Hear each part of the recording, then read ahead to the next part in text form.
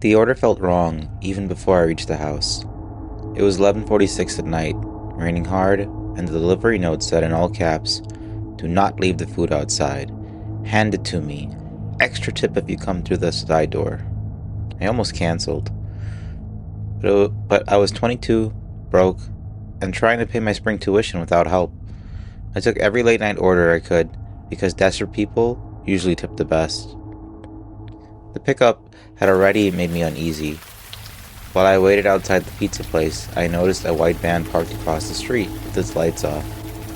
It wasn't idling or moving, it just sat there, in the rain. For a second, I thought I saw someone behind the windshield. Then, my order was ready.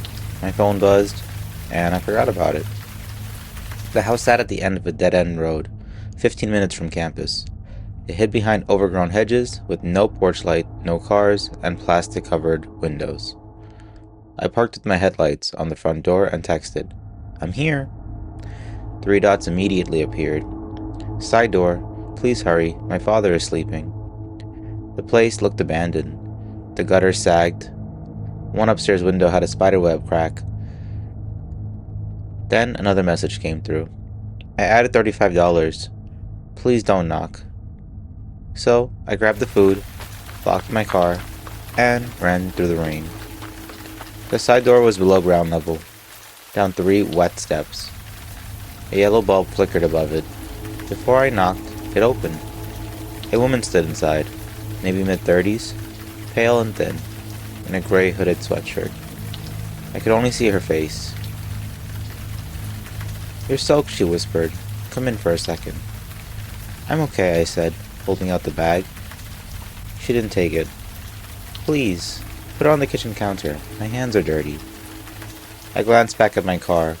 Through the rain, it looked very far away. "I'm not supposed to enter houses," I said.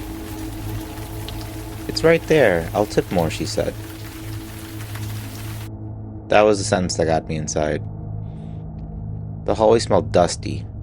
Wet wood, old trash. Plastic runner mats covered the floor. The kitchen wasn't right there. We passed a laundry room, an empty sitting room, then we turned left, then we turned right.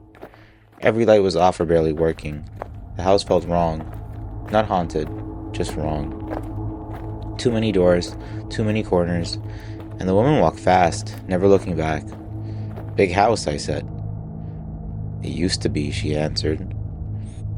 We reached the kitchen with missing cabinets, hanging wires, and an unplugged refrigerator in the middle.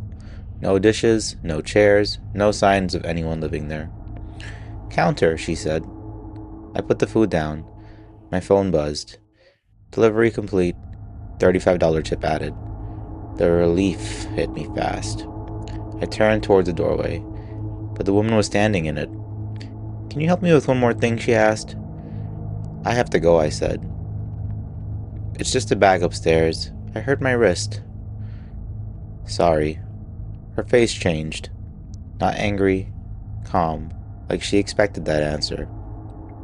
From somewhere above us came a heavy thump, then another. She whispered, "Please don't make any noise." That's when I realized I no longer heard the rain against the windows. The kitchen windows were covered from inside with black plastic. I stepped toward her. She moved just enough to block me. "Move," I said. My phone buzzed again.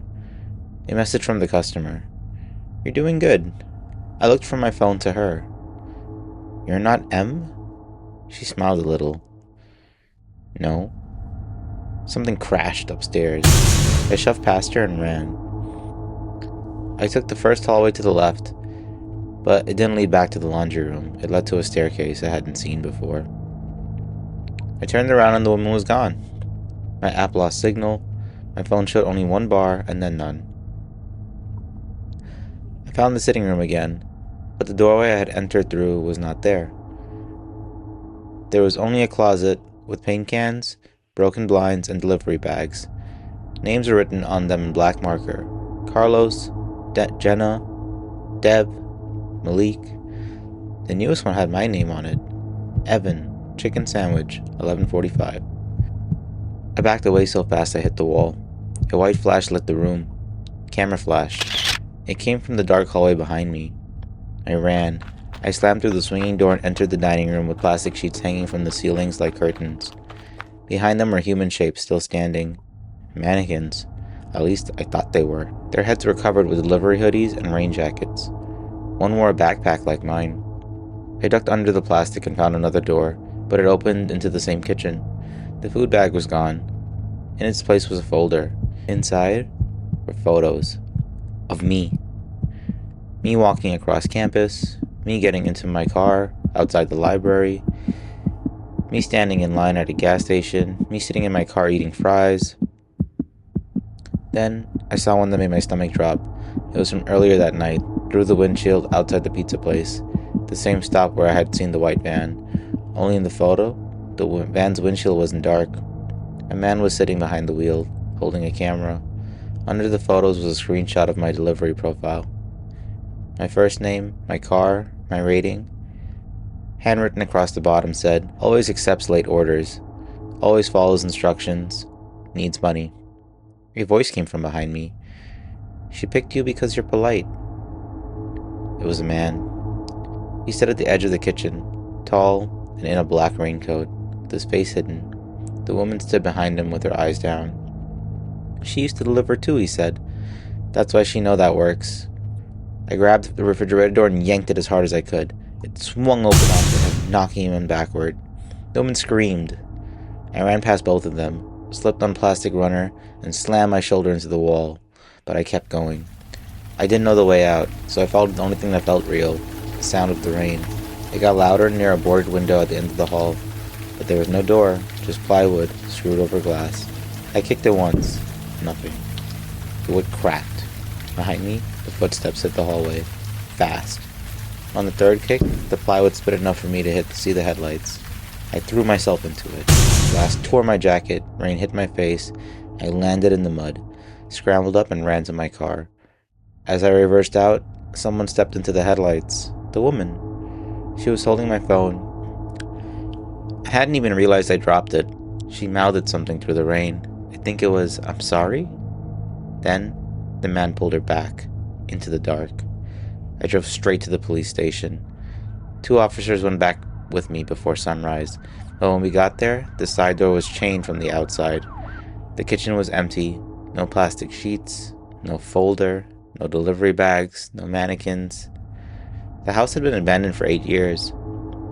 The owner lived in Florida and said nobody had permission to live there. Police found rainwater, broken windows, and old renovated debris. Nothing else.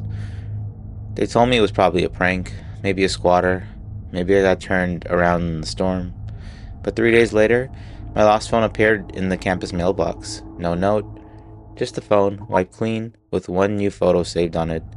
It was me, asleep, in my dorm room, and the timestamp was the night after I escaped.